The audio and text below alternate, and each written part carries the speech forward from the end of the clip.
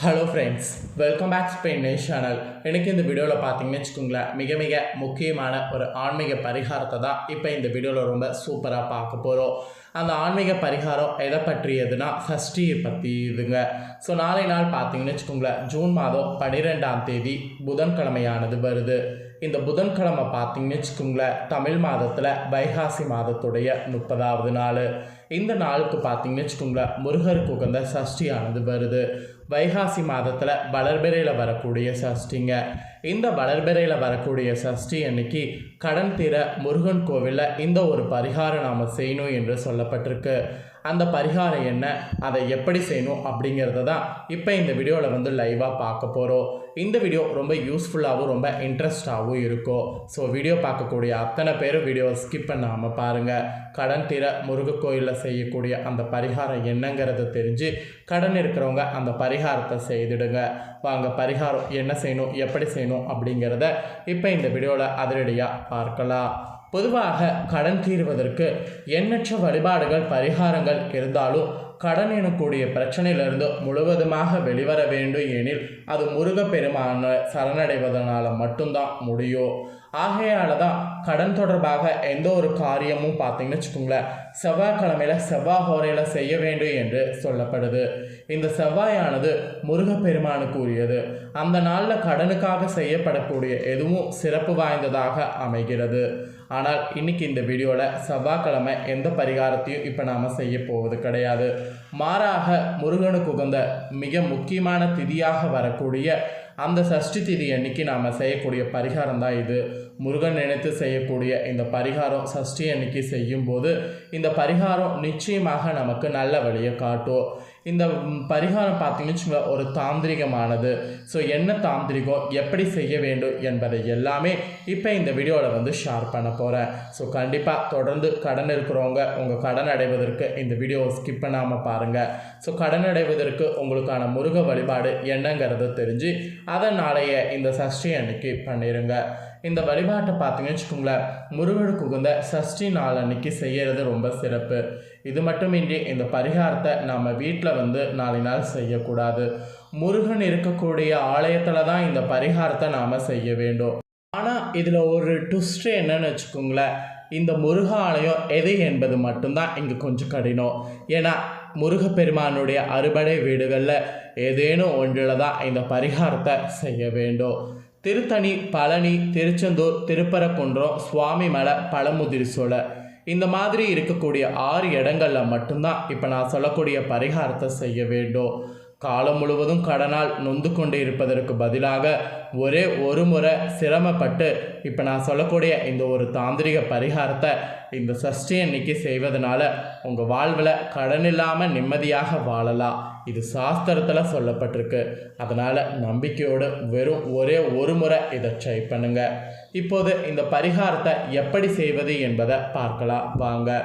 நீங்கள் சஷ்டி அன்று இந்த ஆலயங்களில் ஏதேனும் ஒன்றுக்கு செல்ல முடிவு செய்துவிட்டால் அதற்கு சில தினங்களுக்கு முன்பு வீட்டில் இதை செய்து விடுங்க. அதாவது இப்போ சஷ்டியானது புதன்கிழமை வருது, இன்னைக்கு செவ்வாய்க்கிழமை, இன்றைய நாளே இதை செய்துடுங்க. இன்றைய நாளே விடிற்காலையில் பிரம்ம முகூர்த்த வேலையில் எழுந்து கொள்ளுங்க. ஒரு வெள்ளை துணியை மஞ்சளில் நினைத்து ஆற வைத்து அதை எடுத்துக்கொள்ளுங்க. அதில் 6 ரூபாய்களை வைங்க. அதாவது 6 1 ரூபாய் நாணயங்களை அதில் வைங்க. சிறிதளவு அதில் கல்லுப்பையும் வைத்துருங்க. வைத்ததுக்கு பின்னால் முடிச்சாக அதை கட்டிடுங்க. கட்டி அதை இன்றைய நாளே பூஜை அறையில் வைத்து விடுங்க. இதை முடித்து அங்கேயே பூஜை அறையில் அப்படியே இருக்கட்டும். இந்த முடிச்சு கட்டிய நாளை நாள் பார்த்தீங்கன்னு வச்சுக்கோங்களேன், சஷ்டி நட்சத்திரமானது தொடங்கிடும். அதாவது சஷ்டி திதியானது தொடங்கிடும். தொடங்கினதுக்கு பின்னாடி இந்த முடிச்சை கொண்டு சென்று நீங்கள் செல்லக்கூடிய முருகருடைய அறுபடை ஆலயங்களில் உண்டியல்ல காணிக்கையாக போட்டுருங்க. என்னடா இந்த 6 ரூபாயும் உப்பையுமாட நாம் காணிக்கையாக போடணும் அப்படின்னு நீங்கள் சொல்கிறீங்களான்னு கேட்டிங்கன்னா கண்டிப்பாக அப்படி தாங்க நாம் பண்ணணும். அதன் பிறகு அந்த ஆலயத்தில் இருக்கக்கூடிய முருகனை தரிசனம் செய்துவிட்டு கோவிலில் அரை மணி நேரம் அமர்ந்து உங்களுடைய பிரார்த்தனையை மனதார வைத்து விட்டு வந்து விடுங்க. இந்த ஒரு சின்ன தாந்திரிக பரிகாரத்தை செய்து முடித்த உடனே உங்கள் கடன் அடைப்பதற்கான வாய்ப்புகளை முருகன் நிச்சயம் தருவார். நீங்கள் அந்த வாய்ப்பினை தவற விடாமல் சரியாக பயன்படுத்தி பணவரவு பெருக்கி கடன் அடைவதற்கான முயற்சிகளை மேற்கொள்ள வேண்டியது உங்கள் பொறுப்பு.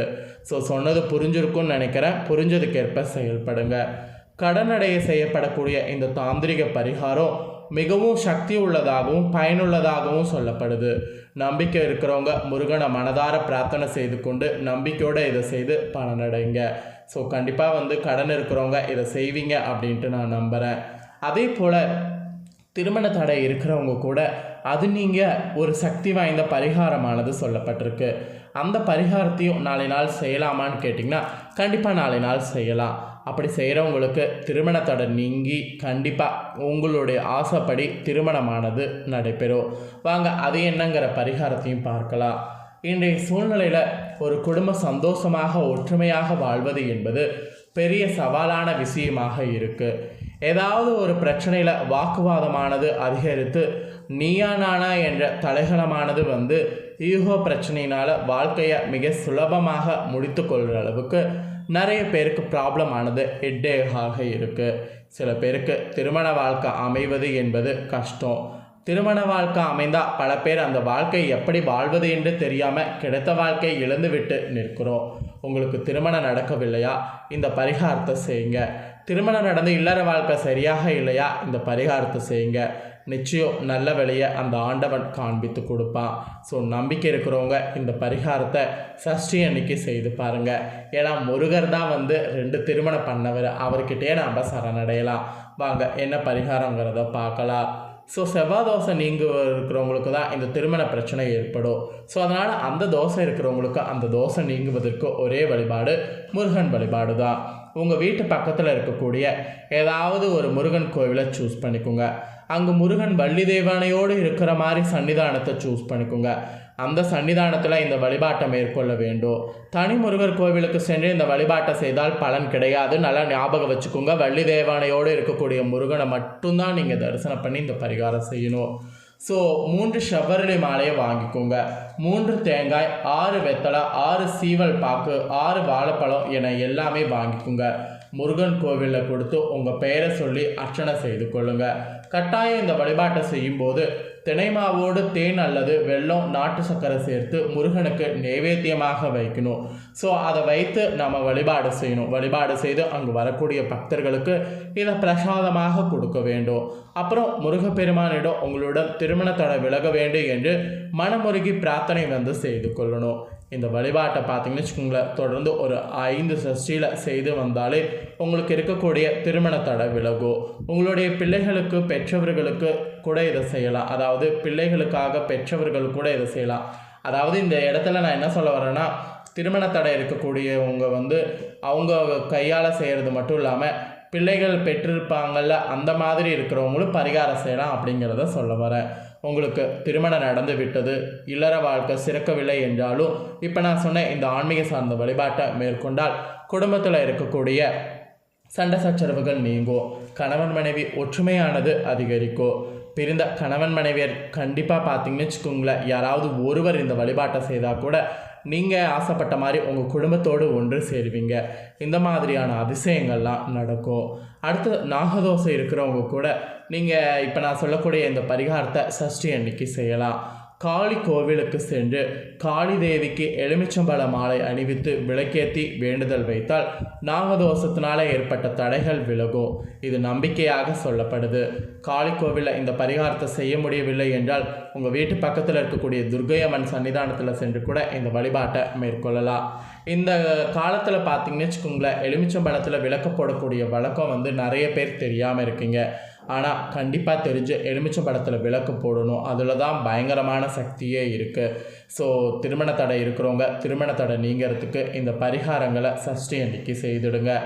ஸோ இந்த வீடியோவில் இன்றைக்கி பார்த்தீங்கன்னு வச்சுக்கோங்களேன், சஷ்டி அன்னைக்கு கடன் தீர்வதற்கான பரிகாரத்தையும் திருமண தடை நீங்கிறதுக்கான பரிகாரத்தையும் பார்த்தோம். கண்டிப்பாக இந்த பரிகாரங்கள் இந்த பிரச்சனை இருக்கிறவங்களுக்கு உதவியாக இருக்கும். இந்த வீடியோவில் இருக்கக்கூடிய தாள்களை நாளை நாள் ஃபாலோ பண்ணி பாருங்கள். இந்த தாள்களை நீங்கள் தெரிஞ்சு ஃபாலோ பண்ணுறது போல் உங்கள் ஃப்ரெண்ட்ஸ் ஃபேமிலி இருக்கவங்களும் தெரிஞ்சு அவங்களும் ஃபாலோ பண்ணணும்னு நினச்சிங்கன்னா வீடியோ லைக் பண்ணி ஷேர் பண்ணுங்கள். உங்கள் ஃப்ரெண்ட்ஸ் ஃபேமிலி இருக்கிறவங்களும் வீடியோ பார்க்கட்டும். கண்டிப்பாக இந்த தாள்களை எல்லாம் அவங்களும் தெரிஞ்சு இதற்கேற்ப நடந்து பலனடையட்டும். மேலும் இதே போல் புதிய அப்டேட்டான நிறைய வீடியோ நம்ம சேனலில் போடப்படும். அதே எல்லாத்தையுமே உடனுக்குடனே தெரிந்து கொள்ள மறக்காமல் நம்ம சேனலை சப்ஸ்கிரைப் பண்ணுங்கள். கூட பெல் பண்ண ப்ரெஸ் பண்ணுங்கள். ஃபஸ்ட் டைம் பார்க்குறவங்க சப்ஸ்கிரைப் பண்ணாமல் இருக்கிறவங்க சப்ஸ்கிரைப் பண்ணி பெல் பண்ண ப்ரெஸ் பண்ணி வச்சுக்கிட்டிங்கன்னா இனி நான் போடுற மற்ற அப்டேட்டான எல்லா வீடியோஸும் உடனுக்குடனே தெரிந்து கொள்ளலாம். ஸோ மறக்காமல் பண்ணுங்கள். சுவாரஸ்யமாக இதே போல் வேறொரு புதிய தகவலோடு மீண்டும் ஒரு புதிய வீடியோவில் உங்களை சந்திக்கிறேன். நன்றி, வணக்கம்.